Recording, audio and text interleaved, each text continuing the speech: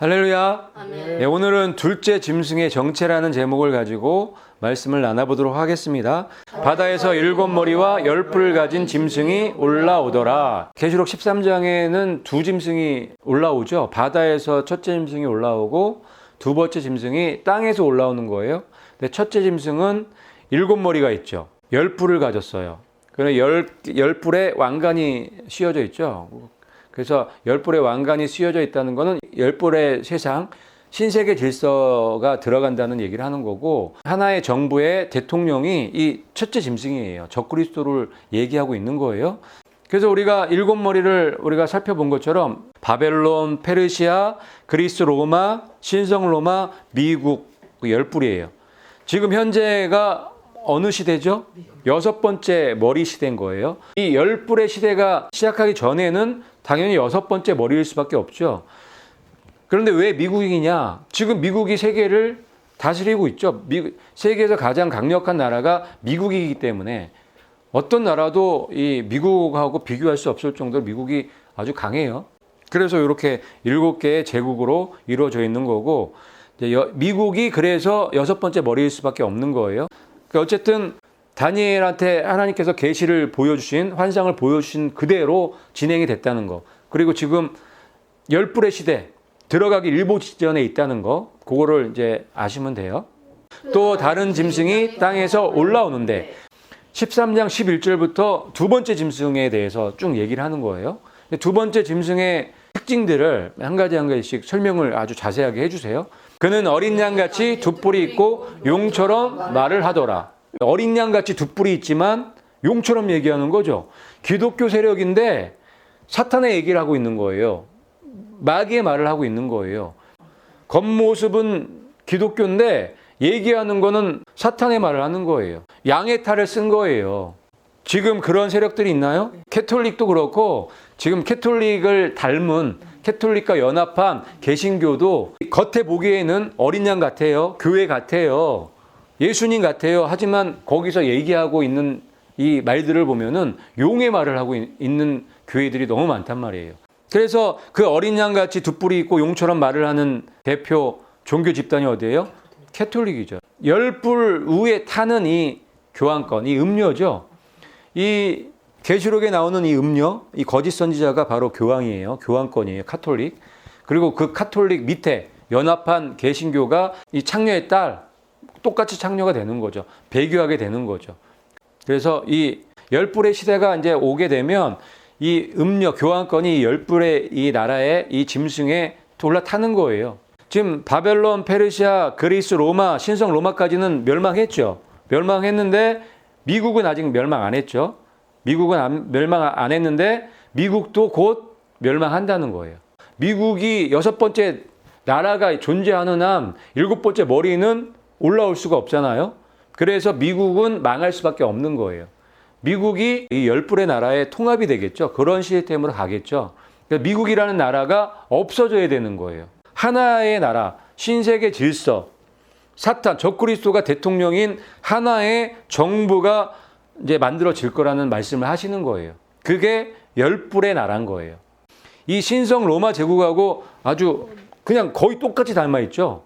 저 신성 로마를 다스렸던 세력이 교환권이에요. 근데 이 교환권이 죽었었잖아요. 그런데 1936년도에 다시 살아나기 시작한 거예요. 그 전부터 뭐 조금씩 살아났지만 공식적으로는 1936년도에 라테란 조약이라는 그 조약을 통해서 완전히 부활을 했는데 지금은 엄청나게 강력해졌죠. 모든 세상의 대통령들이 지금 교황한테 절하는 그런 세상이 된 거예요. 7머리와 10뿔을 가진 짐승 위에 탔더라. 예, 그러니까 첫째 짐승 위에 두 번째 짐승이 올라탄 그림인 거예요. 이게 지금도 이미 올라타 있는데 이제는 10뿔의 시대가 이제 본격적으로 들어가게 되면 완전히 올라타서 교황이 세상을 다스리는, 교황이 이 첫째 짐승의 권능을 받아서 세상을 다스리는 일이 있을 거라는 것을 예언해 놓으신 거예요. 그가 첫째 짐승 앞에서 첫째 짐승의 모든 권능을 행사하고, 예. 그러니까 첫째 짐승 위에 올라타서 모든 권능을 행사하는 게 두 번째 짐승이죠. 어린 양처럼 두 뿔이 있는 세력이란 말이에요. 기독교를 가장한 교환권과 배교한 개신교를 얘기를 하는 거예요. 그게 성취가 되기 위해서 지금 교환권과 개신교가 손을 붙잡고 지금 종교 통합을 해 나가고 있는 거예요. 그게 거의 다 이루어졌단 말이에요. 이거는 막을 수가 없어요. 그렇게 될 거기 때문에. 예언돼 있잖아요. 예언돼 있기 때문에 교환권과 이 배교한 개신교는 하나가 돼서 이 첫째 짐승 위에 올라타서 세상을 다스리게 될 거예요. 그런데 다스리는 목적이 뭐냐면 첫째 짐승을 경배하게 하기 위해서. 그거는 종교 세력밖에 못 하거든요. 기독교 세력이 해야 되거든요. 양의 탈을 쓴 교환권과 배교한 개신교가 할 수밖에 없잖아요. 그래서 그런 이야기들이 지금 13장에 아주 자세하게 기록되어 있는 거예요. 그냥 이 13장을 그냥 말씀 있는 대로 그냥 한 절 한 절 읽어 나가시면 지금 벌어지고 있는, 지금 진행되고 있는 이 상황과 아니 일치해요. 그냥 지금 그렇게 지금 진행되고 있잖아요. 지금 이 시대에 사시는 믿음의 사람들은 계시록을 너무 쉽게 이해할 수밖에 없는 거예요. 왜냐하면 말씀대로 그대로 지금 진행되고 있거든. 그래서 지금 진행되고 있는 사건과 계시록 말씀과 비교해 보면서 이 말씀을 연구하셔야 돼요. 이 계시록 지금 13장 이야기들을 다 예전에 벌써 성취가 됐다고 가르치시고 믿는 분들은 이게 일치할 수가 없죠. 그러니 계시록의 해석이 안 되는 거예요. 그러니 계시록을 보면 답답한 거죠. 해석이 안 되니까.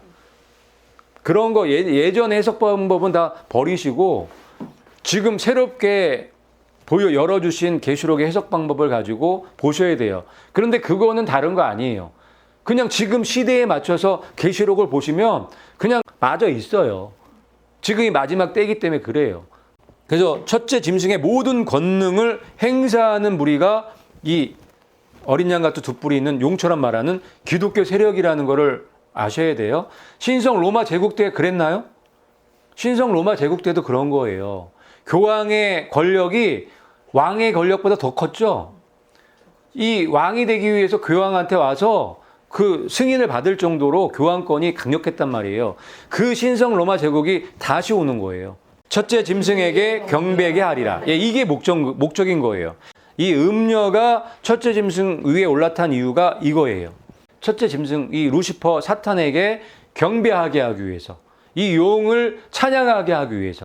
사탄이 원하는 게 그거죠. 경배받기를 원하는 거예요. 자기가 하나님이라는 거를 우리들에게 심어줘서 우리가 경배하기를 원하는 거예요. 그게 사탄의 목적인 거예요. 근데 여기 말씀에 그냥 그대로 드러나 있죠. 사탄이 원하는 거는 자기한테 절하라는 거예요. 자기가 하나님이니까 나한테 경배하라, 그 얘기를 하는 거예요. 지금 6,000년 지구 역사 동안에 그거 하고 있는 거예요. 한심하죠, 어떻게 보면. 지금 사탄이 자기가 하나님이 되기 위해서, 자기가 하나님처럼 경배받기 위해서 계속 인간들을 속이고 철하게 만드는 일을 한 거예요. 그러니까 사탄의 목표가 뭔지 아시겠죠? 단순한 거예요. 이거 자기가 하나님이라고 경배받고 싶어서, 인정받고 싶어서 이 일들을 해 나가고 있는 거예요. 이렇게 많은 사람들을 괴롭히고 못 살게 굴고 죄짓게 만드는 게 다 이거 하나 때문에. 그런데 이 경배받고 싶은 마음, 인정받고 싶은 마음이 우리에게도 다 있는 거예요.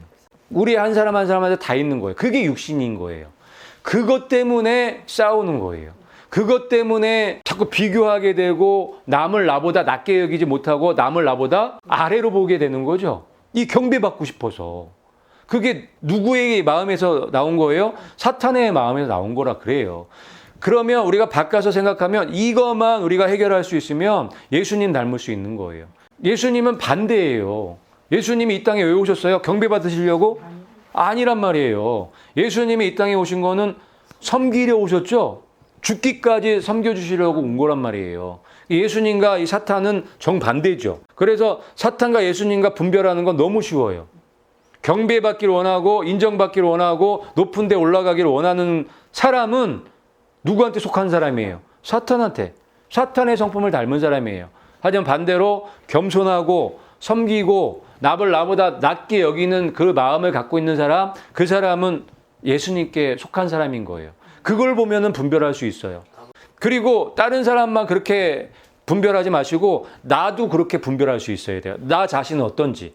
내 마음을 보면은 내가 섬김을 받고 싶어하고 인정받고 싶어하고 경배를 받고 싶어 하는 마음이 있다면 사탄한테 많이 미혹되어 있는 상태라고 아셔야 돼요. 인정하실 건 인정하셔야 되는 거예요. 교회를 다니고 예수님을 믿는다고 하지만 거의 대부분의 많은 분들은 섬김받고 싶어하고 많이 그러죠. 예수님 믿고 교회 다닌다고 하면서도 첫째가 되고 싶어하는 사람들이 거의 대부분이란 말이에요. 여러분 마음에도 그런 마음이 있을 거예요. 만약에 그런 마음이 계시다면 그거 아예 그냥 지금 이 순간에 뽑아 버리셔야 돼요. 그거는 사탄의 정신이기 때문에. 사탄의 마음이에요. 우리가 예수님의 마음을 갖고 우리가 내 이웃을 내 몸처럼 섬기고 사랑하면 그 자체가 벌써 올라가 있는 거예요. 그 사람보다 높은 사람이 없는 거예요. 이미 예수님의 경지에 올라가 있는 사람이에요. 하나님은 사랑이시죠. 하나님은 사랑이시란 말이에요. 그런데 하나님의 성품을 가지고 살고 있네. 이 사람은 이미 벌써 예수님을 닮아 있단 말이에요. 그러니까 우리가 그걸 이해를 하고 그런 사람이 되도록 우리가 모든 거를 투자해서 말씀을 보고 기도하고 해야 되는 거예요. 예수님이 그래서 철저하게 이 땅에 오셔서 섬기다 가신 거예요. 그래서 그걸 본받으라고 말씀하시는 거예요. 그 정신을. 그게 예수님의 정신인 거고 사탄은 올 때부터 끝까지 갈 때까지 경배하라는 거예요. 나를 섬기라는 거예요. 섬김을 받고 싶다는 거예요. 이게 완전히 극과 극이죠. 그러면 우리 예수님을 믿고 예수님을 아는 사람이라고 하면 진리를 아는 사람이라고 하면 우리가 어느 쪽에 있어야 되는지 너무 쉽죠. 그쪽에 가 계시면 되는 거예요.